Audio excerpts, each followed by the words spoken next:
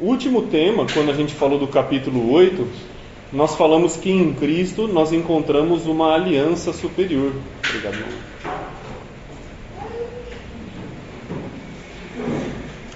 Em Cristo nós encontramos uma aliança superior.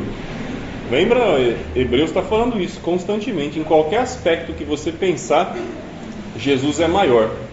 E ele vai tratar de temas que têm a ver com a cultura judaica. Por isso que essa carta é voltada aos hebreus, né? Essas palavras são sinônimos. Hebreu, judeu, israelita, diz respeito ao mesmo povo. Em cada fase da história, mas diz respeito ao mesmo povo. Então a carta aos hebreus são cristãos que se tornaram, são judeus que se tornaram cristãos, mas que agora estão sendo seduzidos a abandonar Cristo e voltar para a lei, por diversos fatores que nós estamos já demonstrando ao longo do livro, da carta. E o escritor vem dando respostas e argumentos para cada um desses aspectos. Jesus é maior. Não faz sentido você retornar para a lei, retornar para Moisés, retornar para qualquer outra coisa que seja. E na última vez, no último mês, ele disse que não faz sentido querer voltar para outra aliança, porque a aliança que Jesus oferece é uma aliança superior. Agora ele começa a introduzir um novo assunto. Agora ele vai dizer que Jesus também tem uma oferta, um sacrifício superior. Lá na lei também tinha sacrifício, não tinha? Tinha ofertas. Mas eram o quê? Era animais, sangue de animais. Jesus é maior ou não é que isso? Sim, Jesus também realizou um sacrifício, só que o dele também é superior nesse aspecto. Acontece que a gente ainda vai fazer uma introdução, porque esse assunto do sacrifício superior de Jesus vai desde o começo do capítulo 9 até a metade do capítulo 10. Como isso se tornaria muito material para a gente trabalhar numa mensagem, então a gente fez uma pausa no meio. A gente vai hoje do capítulo 9, do 1 até o 14. Funciona para o escritor isso como uma espécie de introdução para o próximo assunto. E a gente vai trabalhar nessa introdução.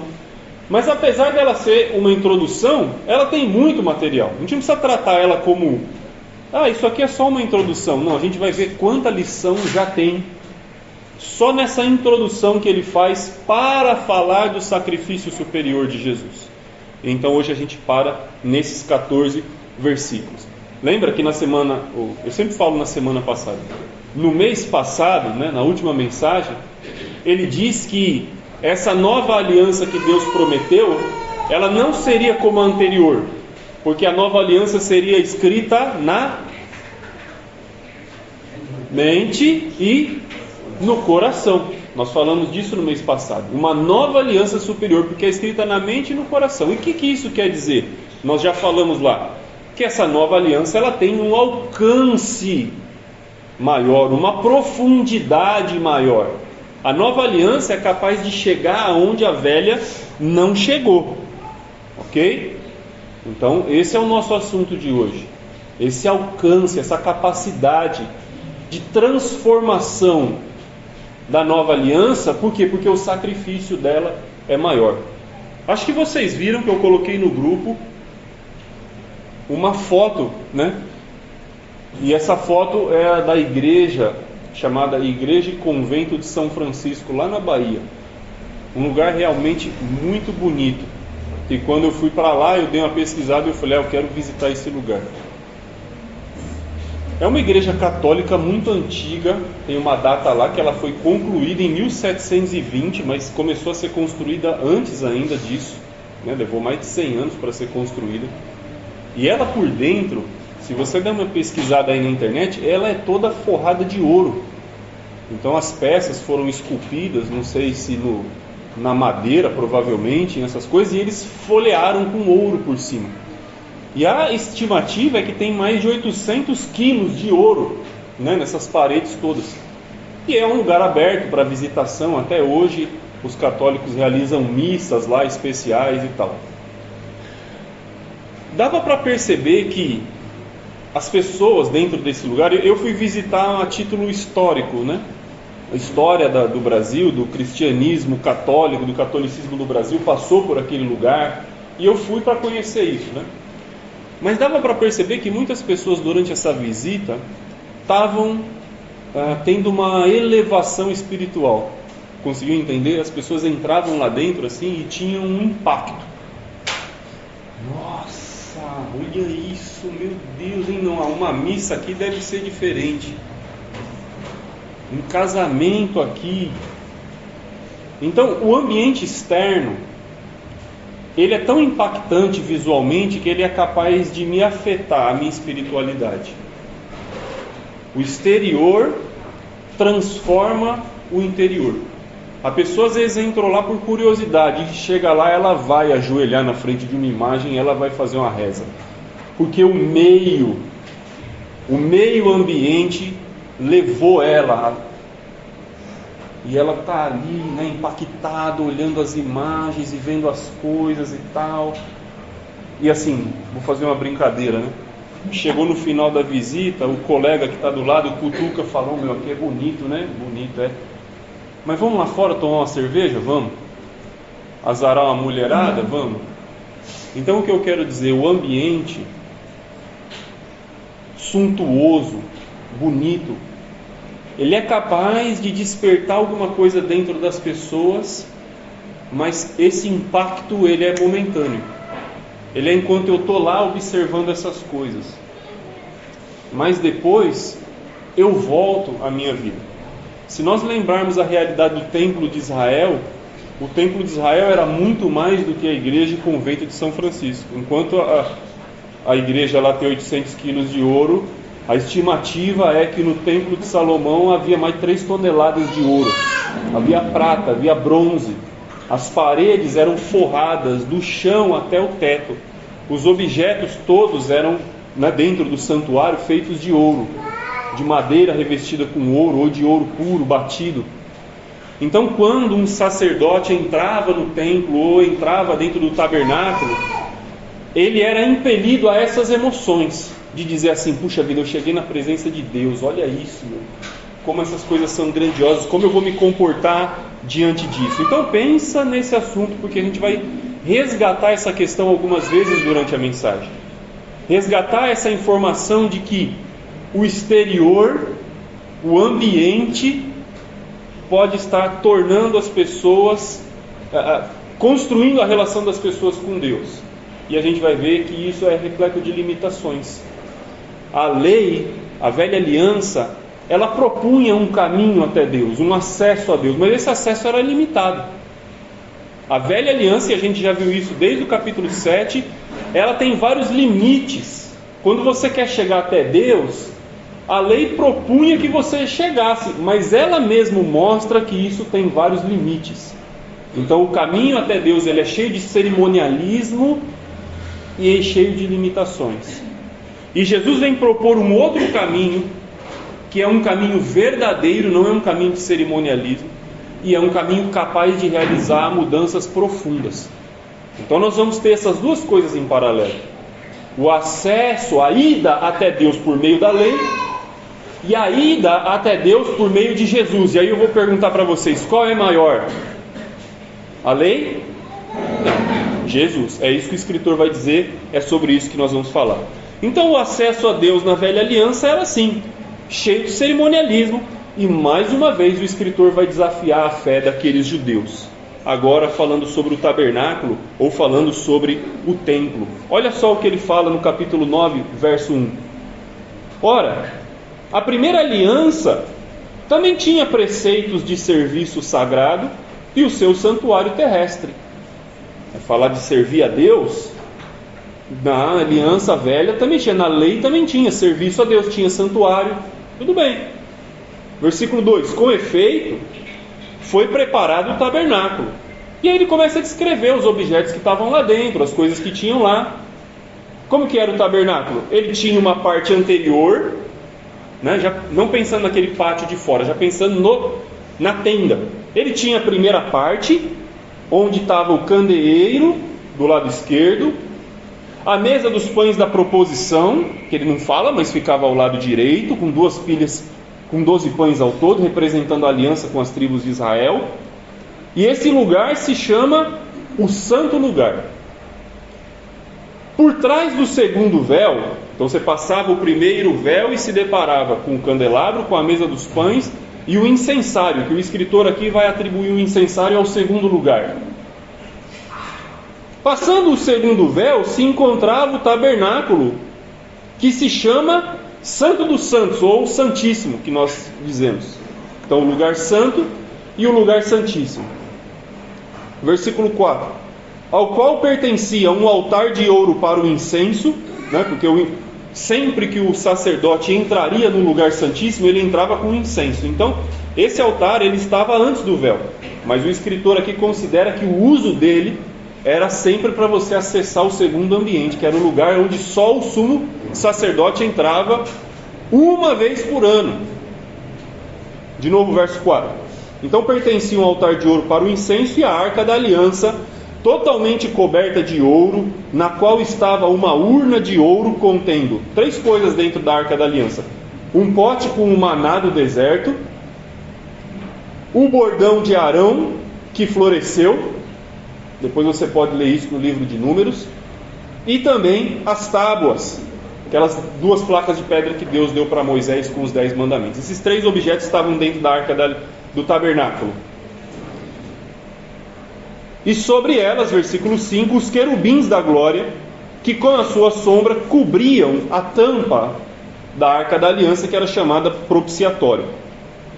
Mas, todavia, dessas coisas não falaremos agora pormenorizadamente. Ele poderia ficar aqui falando de todos os detalhes. Lá em Êxodo tem acho que 4 ou 5 capítulos para falar sobre os detalhes, o tamanho, a medida dos objetos e tudo isso. O escritor fala: olha, eu não vou falar sobre os detalhes agora, mas ele descreveu cada item que estava lá dentro. Ele descreveu os objetos que estavam lá, que o sacerdote precisava usar e seguir os rituais e fazer tudo aquilo. E de fato Moisés seguiu o modelo de Deus. Esse tabernáculo que o escritor aqui de Hebreus vai começar a questionar, não é porque ele era inútil. Babei aqui. Não é porque ele era inútil, ele era útil. O modelo era de Deus. Moisés fez como Deus ordenou. E como que a gente sabe que ele fez como Deus ordenou? Porque depois que foi construído, a glória de Deus se manifestou lá dentro daquele tabernáculo. Então, a obra toda foi aprovada. O modelo era divino. E ele lista aqui todos os itens, mas eles tinham limitações. Todo esse cerimonialismo e esses ambientes, ele vai dizer, representavam limitações. Olha o versículo 6. Ora, depois de tudo isso assim preparado, depois que a construção foi feita, foi tudo colocadinho lá certinho, continuamente entram no primeiro tabernáculo os sacerdotes para realizar os serviços sagrados. Então, na primeira parte, qualquer sacerdote podia entrar para acender. Eles tinham, a organização dos turnos deles. Mas qualquer sacerdote tinha permissão de acender o candelabro. Eles preparavam de manhã e acendiam à tarde. Todo sábado eles trocavam os pães da mesa. Todo dia eles preparavam, colocavam mais essência aromática e acendiam lá no incensário. Qualquer sacerdote poderia fazer isso. Ainda no versículo, agora no 7.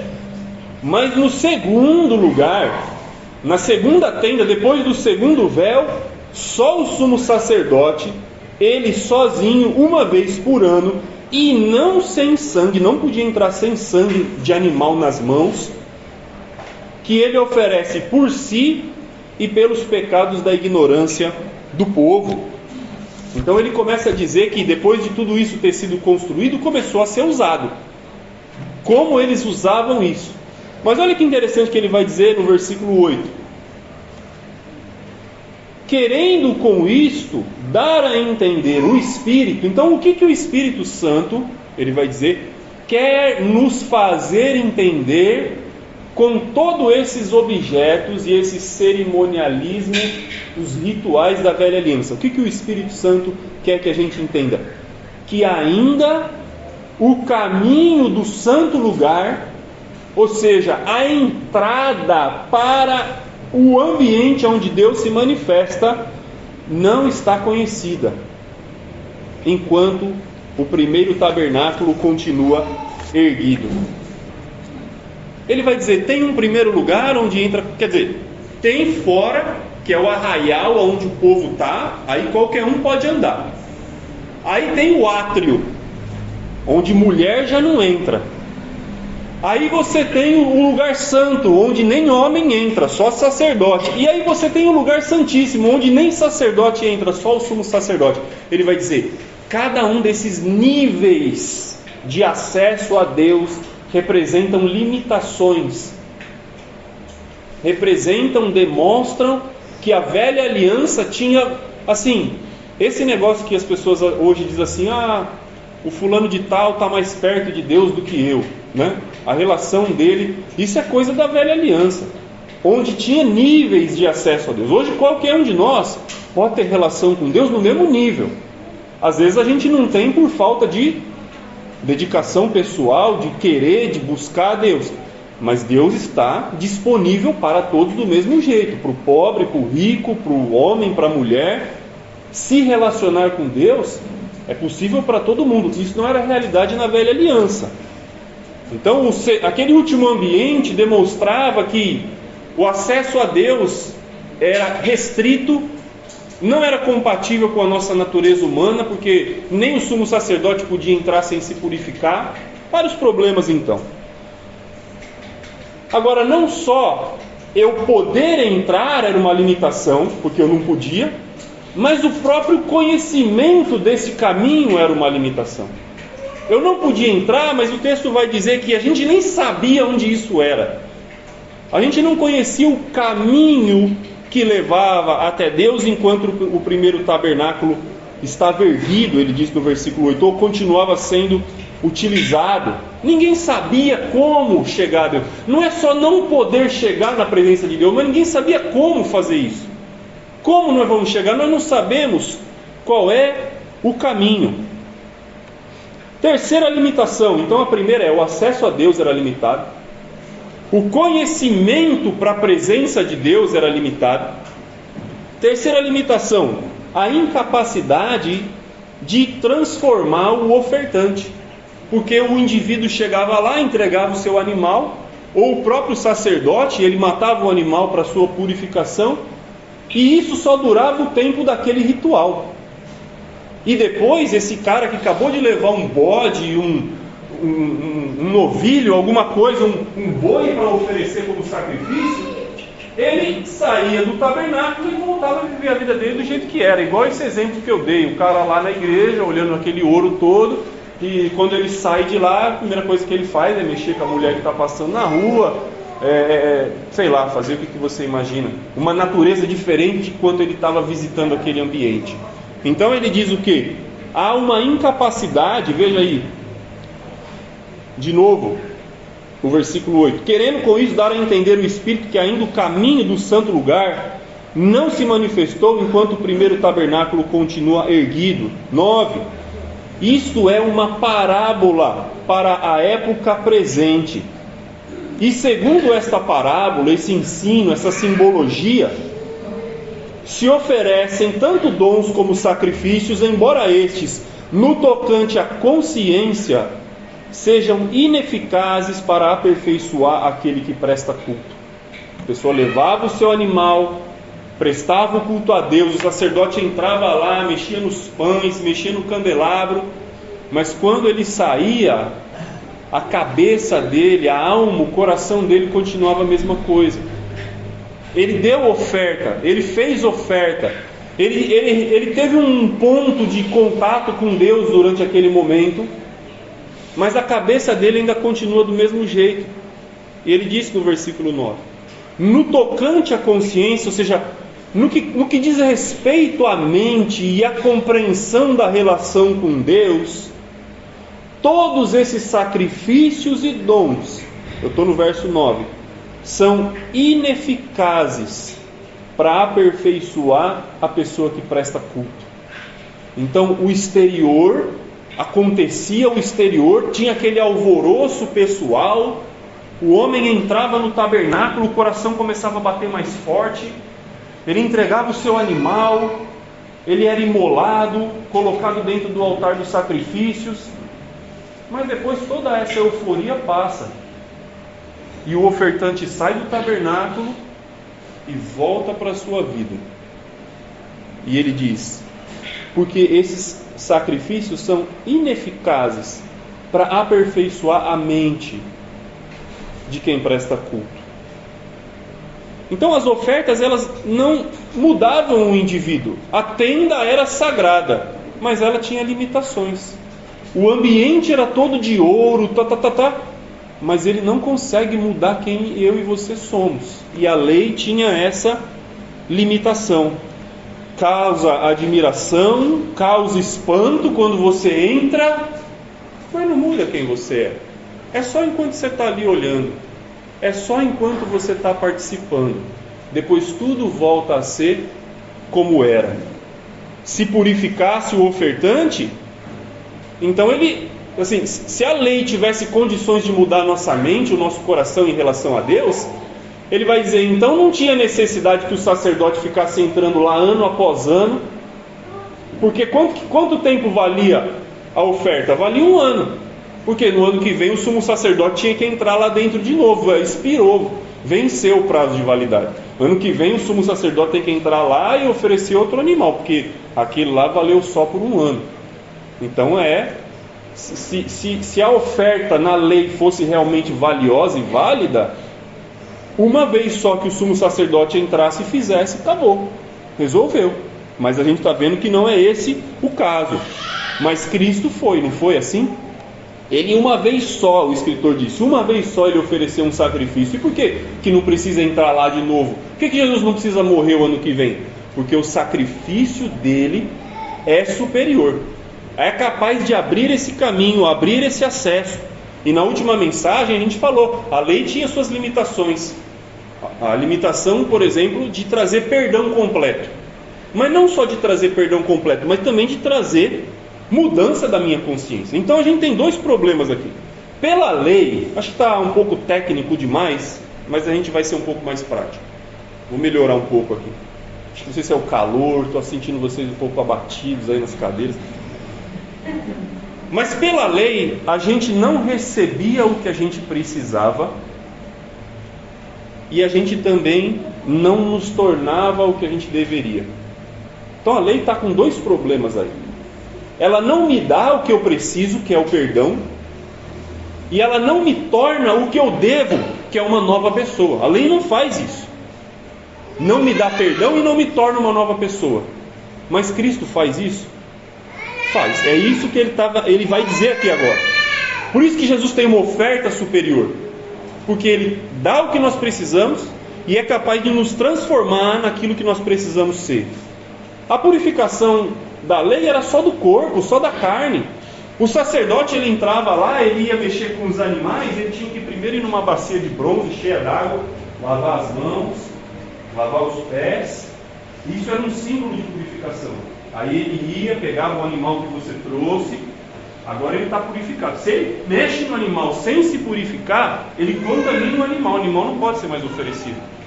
Então eles se lavavam, purificou a carne, pega o animal, a lei nem questiona se o sacerdote está com a consciência boa ou não. Limpa a carne, pega o animal, sacrifica, põe no altar. Então a purificação, os rituais da lei eram de uma limpeza exterior, de uma pureza exterior. Tocou num morto, tocou num machucado de alguém, o que tinha que fazer? Passar pelo banho cerimonial. Era uma limpeza do corpo, exterior. Então aí são várias limitações da lei. Aí chega Jesus. Jesus chega para dar um acesso verdadeiro a Deus, de realidade. Ele, como um sumo sacerdote que entrou como ele vai dizer, né? No versículo 11. Quando veio Cristo como sumo sacerdote de bens já realizados, então ele é um sumo sacerdote maior. Mediante um mais perfeito tabernáculo, ele entra num santuário melhor, que não é feito por mãos, quer dizer, não é desta criação. Quando Jesus chega na história, o cerimonialismo, o ritual dá espaço para a realidade. Quando Jesus chega, as regrinhas que sugerem vida espiritual não têm mais valor. Por quê? Porque agora sim nós vamos entender o que é espiritualidade. Aí Jesus vai mostrar isso para a gente. Um tabernáculo maior que não foi construído por pessoas, onde nós recebemos coisas superiores, onde ele entra primeiro do que nós, porque você lembra, quando Jesus morre na cruz, os 3 evangelhos dizem que acontece uma coisa. Jesus está lá fora da cidade, levam ele carrega a cruz dele para fora da cidade, sobe num monte chamado Gólgota, e ele vai ser crucificado fora da cidade.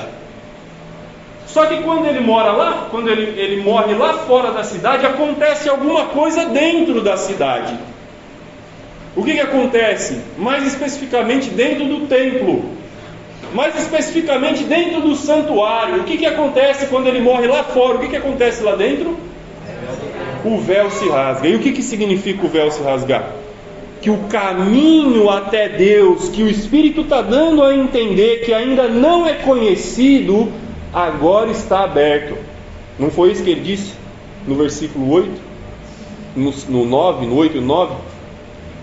O Espírito dava a entender que o caminho para o santo lugar ainda era desconhecido durante a primeira aliança.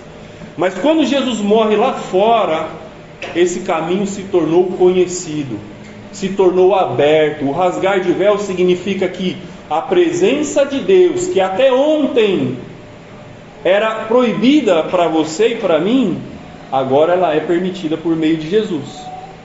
Então, Jesus ele vem trazer uma nova oferta por meio de uma nova aliança, num melhor tabernáculo, sendo ele um melhor sumo sacerdote, e nós estamos participando disso.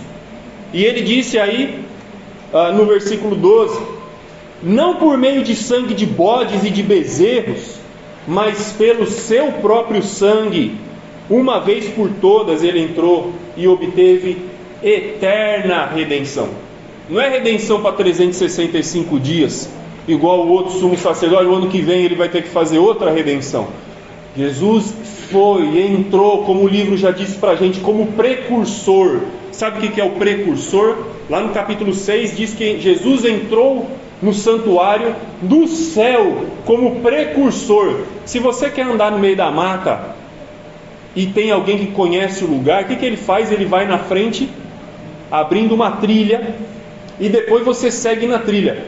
Jesus ser o precursor é isso. Jesus abriu uma trilha, e você e eu, na vida espiritual, estamos soltos no meio de um matagal. Agora você quer saber aonde que está Deus, aonde que está a chegada, aonde a gente quer chegar? Então tem uma trilha que alguém já cavou o caminho e você segue nela. Quem foi que cavou o caminho? Foi Jesus. Jesus mostrou o caminho que nos leva até Deus. Ele fez isso de uma vez por todas, não entrou com sangue de animais, não foi favorecido por outra coisa, mas ele mesmo realizou, fez um pagamento definitivo. E sabe que esse caminho que Jesus abre como uma trilha ou como um espião, que a palavra representa isso, que ele abriu o caminho, é como um espião que vai avistar uma terra e volta e diz: olha, dá para a gente vencer a batalha, o lugar lá é assim, o caminho para chegar lá é esse. Foi isso que Jesus fez por nós. Me lembra um pouco o questionamento que Tomé fez para Jesus, né? Lá no Evangelho de João, no capítulo 14, vocês conhecem essa passagem? João capítulo 14 diz assim, a partir do verso 4: vocês sabem o caminho para onde eu vou, Jesus diz para os apóstolos. E aí Tomé responde para Jesus assim: Senhor, não sabemos para onde o Senhor vai, como saber o caminho? Se eu nem sei aonde você vai, como eu vou saber como chegar lá? E a resposta de Jesus é: eu sou o caminho, a verdade e a vida, e ninguém vem ao Pai senão por mim. Jesus está dizendo que o caminho até Deus, que pela lei não era conhecido, agora se tornou conhecido. O caminho até Deus se tornou conhecido. E qual é o caminho até Deus? Jesus é o caminho até Deus. Agora eu sei como eu chego até Deus. Um caminho que dá realmente acesso à presença de Deus. O tabernáculo propunha esse acesso. O tabernáculo sugeria que o sumo sacerdote estava entrando na presença de Deus. Mas será que ele estava entrando mesmo? Será que o sumo sacerdote, quando ele batia a mão naquele véu e fazia assim e entrava lá para dentro, será mesmo que ele estava entrando na presença de Deus? Não. O texto diz, isso era uma parábola, isso era uma sugestão. E o fato de você olhar ele entrando pelo véu e não ver mais nada do que acontecia lá dentro, deve dizer para a gente que essa lei está cheia de limitações. Porque como ele pode entrar e eu não posso? Porque ele pode e eu não? Eu nem escolhi qual tribo que eu ia nascer. Que culpa eu tenho de ter nascido em outra tribo e não poder entrar lá dentro? Então tudo isso nos dizia que a lei, ou pelo menos deveria dizer para eles, que a lei tinha limitações. Mas Jesus vem e acaba com tudo isso. Com Cristo, sim, nós adentramos na presença de Deus. É por isso que quando a gente ora, quando a gente termina a oração, antes de dizer amém, o que a gente normalmente diz? Em nome de Jesus. Porque a gente sabe que se não for por Jesus, não chega até Deus. Dizer em nome de Jesus é segundo a vontade de Cristo. Assim nós oramos pelo querer de Cristo, segundo o desejo dele. Por isso que nós dizemos, se eu falo Deus, eu quero fazer, e a gente ora um monte de bobagem que não tem nada a ver com a vontade de Deus. Aí no final eu digo em nome de Jesus, não é em nome de Jesus. Por mais que eu diga que é em nome de Jesus, não é, porque não é segundo a vontade dele. Mas nós dizemos em nome de Jesus, porque nós sabemos que até Deus, chegar até Deus é só através de Jesus. Jesus é esse caminho para uma purificação que não é da carne. E é aí a parte mais interessante que eu quero que a gente converse agora. Ele diz assim, a partir do versículo 13: porque se o sangue de bodes e de touros e a cinza de uma novilha, isso é o que eles usavam, pegavam o sangue do bode, do touro, depois que o animal terminava todo de ser queimado no altar, eles pegavam aquela cinza, como se fosse de um corpo cremado, e ele vai dizer, aspergidos sobre os contaminados, jogava sangue sobre as pessoas e pó de cinza de animal. Se isso purifica a carne deles, muito mais o sangue de Cristo, que se ofereceu pelo Espírito Eterno, purificará não a minha e a sua carne, mas a nossa consciência. Agora com Jesus, o ritual não é mais entrar e falar, beleza, me purifica. O sacerdote fez um ritual aqui comigo, agora eu estou purificado, eu posso ter contato com Deus e depois eu volto para a minha velha vida. Não, agora ele vai dizer o que Cristo realiza, não é retirar a imundícia da carne, e Pedro até vai dizer isso, que o batismo não representa a lavagem do corpo como se fosse um banho para tirar a sujeira externa, mas representa a indagação de uma nova consciência para com Deus. Então em Cristo há uma limpeza que tira as culpas que nós carregamos, de que nós recebemos um perdão mediante um sacrifício, não de animais, mas do nosso próprio Senhor, que eu não vou falar sobre isso agora, porque o sacrifício superior de Jesus vai ser o tema do mês que vem. Mas agora eu quero dizer o que esse sacrifício de Jesus tem que fazer em mim, que a lei não era capaz de fazer. Mudança da minha vida, das minhas prioridades, porque a nova aliança de Deus não é só um pacto com a humanidade e assim, é comigo e com você. Você já parou para pensar que Cristo morreu por você? Ele morreu pelo mundo, né? É com alguém. Não, foi por você, foi por mim. E quando o gesto de oferta de Jesus é individual e eu reflito que essa nova aliança tinha em vista a minha pessoa, isso tem que me chamar para uma nova consciência, um novo pensamento em relação a Deus. E aí então eu faço uma pergunta: se Deus realizou um pacto com a nação de Israel e veio com Jesus para realizar um novo pacto, uma nova aliança, de qual desses dois pactos eu estou participando? De qual aliança eu e você estamos participando? E nós somos rapidamente levados a dizer, da nova aliança. Acabamos de tomar a ceia, nós somos da nova aliança. Depende. Porque nós só vamos de fato ser da nova aliança primeiro, se eu entrar pelo caminho que Jesus abriu. Se o meu Deus é o meu Deus lá e eu aqui, e eu não entrei pelo caminho que Jesus abriu, significa que a minha aliança com Deus ainda está nos moldes da velha. É Ele lá e eu aqui. As coisas dele lá e a minha vida aqui. E de vez em quando tem um contato. Então, ainda que eu tome a ceia, ainda que aconteça essas coisas, a aliança ou pacto que eu sigo pode estar nos moldes do velho. E ele disse: uma mente, um pensamento transformado evidencia a participação nessa nova aliança. Eu não posso ter aliança com Deus se a minha relação, quer dizer, não é que eu posso ter aliança. Eu não estou nesta nova aliança de Cristo com Deus se a minha vida com Ele ainda é repleta de rituais, por exemplo. E eu já falei aqui disso em outras oportunidades. Você é cristão? Sou. Eu todo dia oro antes de entrar no trabalho. Eu todo dia faço isso, faço aquilo. Todo dia eu leio a Bíblia. Enfim, tudo isso são coisas boas. Mas se isso são rituais, se isso forem rituais, não descrevem relacionamento com Deus. Então nós não podemos fazer da nova aliança a reprodução de rituais, como a velha. Eu não posso nem fazer da nova aliança algo ineficiente no seu poder de transformação sobre mim.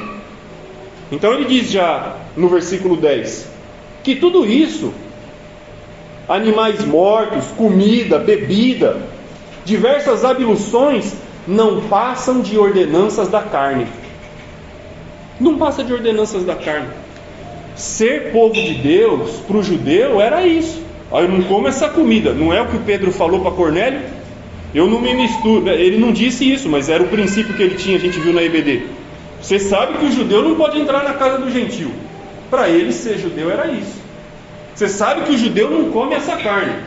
Você sabe que o judeu não trabalha nesse dia. Você sabe que o judeu não toca nisso. É isso que é judeu?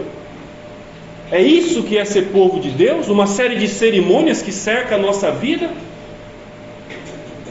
Mas eles eram malvados, e Jesus diz: vocês são malvados, vocês negam ajuda para os seus próprios pais.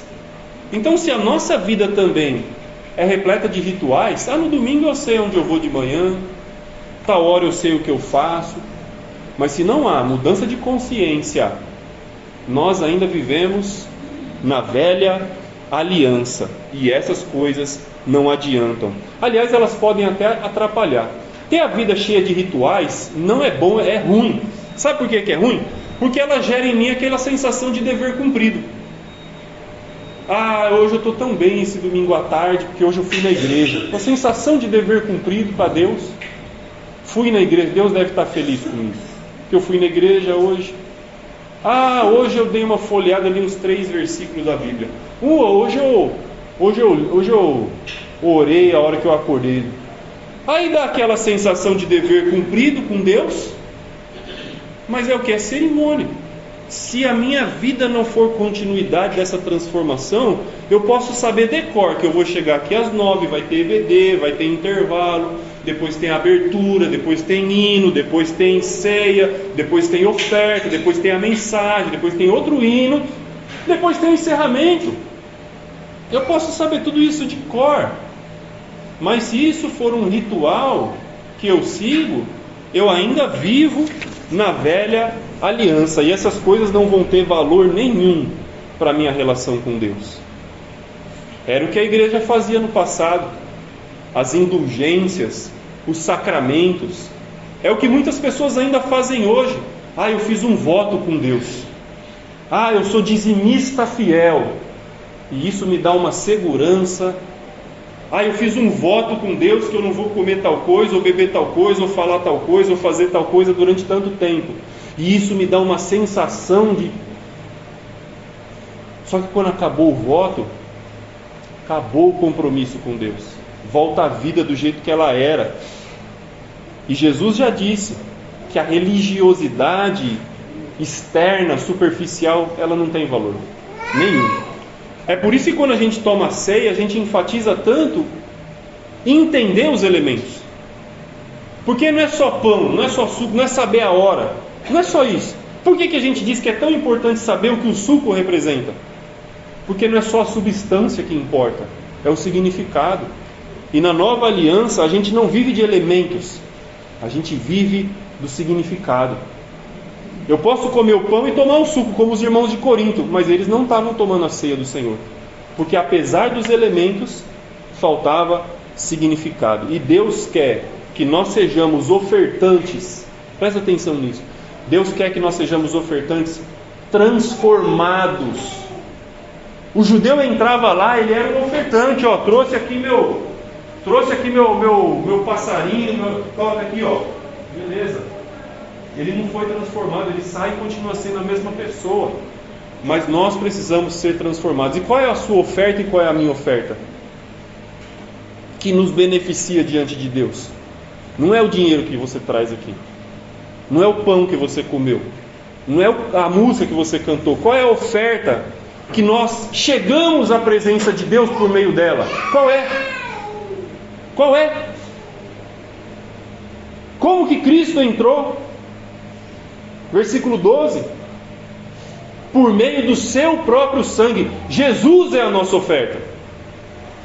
Nós chegamos até a presença de Deus transformados pela oferta de Jesus, pelo corpo de Jesus, pelo sangue de Jesus, que ele diz no versículo 14, que pelo Espírito eterno a si mesmo se ofereceu sem mácula a Deus. Vai resultar numa purificação de consciência, numa nova mentalidade. Jesus é a oferta que nos favorece. E aí a minha última questão é: a minha consciência está purificada por essa oferta de Jesus? Porque ele diz aqui que ela vai fazer isso. A oferta de Jesus vai purificar a nossa consciência de obras mortas. Aí você pode dizer assim: mas como que eu sei, Lucas? Como que eu sei se a minha consciência está purificada? Como eu sei se o sacrifício de Jesus realizou em mim o que ele queria realizar? Porque Jesus morre na cruz e ele tem uma expectativa. Não de que a gente continue levando bode, blá, blá, blá, mas que a gente agora adore por meio dele. Mas essa adoração por meio dele, ela vem de um novo indivíduo, com uma nova consciência. A adoração de Jesus não tem valor porque eu posso entrar aqui e posso comer o pão. Ela tem valor porque depois que eu sento aqui e canto e como o pão, eu vou embora e continuo sendo transformado, continuo sendo um brilho, uma luz, uma pessoa nova, que teve uma mente nova. Então o primeiro aspecto em que eu mostro que a minha consciência foi purificada é porque Jesus acertou o meu passado. Eu e você tínhamos um passado que nos atormentava, de culpa, de erro, mas agora nós temos paz com Deus. Então Jesus purificou a minha consciência, me dando essa paz. Não aquela paz que diz assim: Jesus curou meus pecados, agora depois eu peço perdão. Isso é cauterização de consciência, é uma consciência que não se arrepende. Mas um passado em que eu olho para ele e falo assim: puxa, eu cometi erros que eu não podia resolver, mas eu me arrependi, e o corpo e o sangue e o sacrifício de Jesus são uma oferta que chegam à presença de Deus, e quando volta para mim essa oferta, ela muda quem eu sou, ela transforma a minha consciência. Então, primeira coisa, não deixe que o seu passado te assombre. Não sei qual é o erro do seu passado que você cometeu, não deixe que isso te assombre, que isso tire a sua paz, que isso te atormente, que isso impeça o seu relacionamento com Deus. Por quê?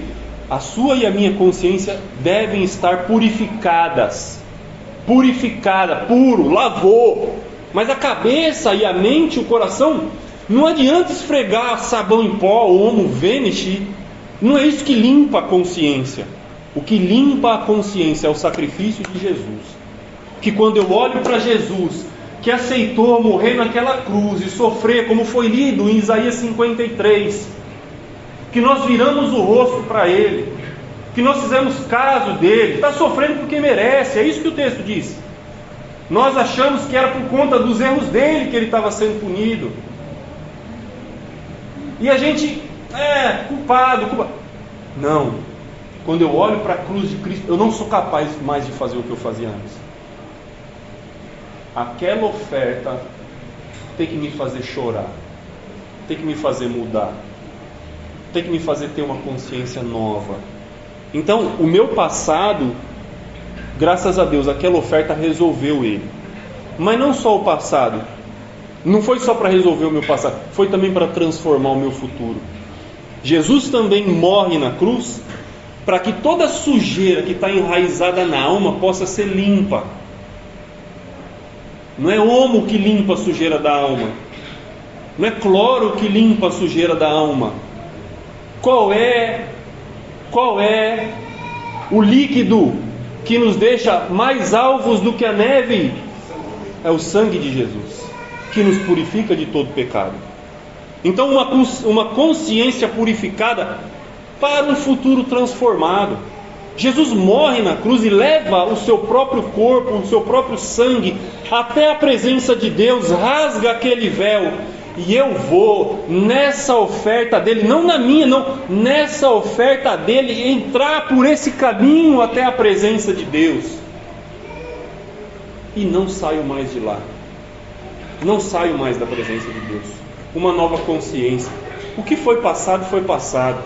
Jesus resolve mediante o arrependimento, mas há um futuro novo pela frente, e a oferta de Jesus é capaz de redimensionar, de limpar, de purificar a nossa mente para um futuro novo, diminuindo o espaço de toda obra contrária à vontade de Deus. Então, quando eu ver a oportunidade de me vingar de alguém, eu vou agir com misericórdia, porque a oferta de Jesus purificou a minha consciência. Quando eu ver a oportunidade de me apropriar de algo que não é meu, eu vou agir com retidão, porque eu só não roubo dentro do lugar que é revestido de ouro. Aqui eu me ajoelho diante da imagem, aqui eu oro, mas lá fora não. Essa coisa exterior não é o que faz a minha espiritualidade, porque se Cristo transformou minha consciência, a minha verdadeira espiritualidade, a minha consciência purificada vai onde eu estou. Então não importa se tem um irmão me olhando, eu vou fazer o que é certo. Não importa se tem alguém me vendo, não importa se eu estou num ambiente A, B ou C, não importa se é o horário eu vou fazer o que Cristo ordenou, porque a minha consciência é nova, é purificada, foi transformada a uma identidade vinda do Espírito, para que eu me pareça mais com Deus. Obras mortas, ele vai dizer, não vão encontrar espaço para frutificar na mente transformada. Isso é seguir os passos de Jesus e entrar pelo caminho que ele trilhou de acesso a Deus. Conclusão, preste atenção. Jesus é capaz de realizar aquilo que a lei não foi. O que a lei não podia fazer? Mudar as pessoas por dentro. A lei não conseguia fazer isso. A lei te purificava por fora, te limpava por fora, te ajeitava por fora, determinava a roupa que você usava, as coisas que você falava, a comida que você comia. Mas Jesus muda a mim e a você por dentro. Não transforma a roupa que você usa, as coisas que você fala. Ele transforma a sua consciência, e o resultado de uma nova consciência é uma modificação no ser por completo. Ele realiza uma purificação superior, resolve o nosso passado e oferece transformação para o nosso futuro. E nós precisamos deixar que isso aconteça. A oferta de Jesus é poderosa para isso, é o que ele diz. Ela é poderosa para purificar a nossa consciência. Então, que essa nova vida que Jesus nos deu seja cada vez mais nítida em nós.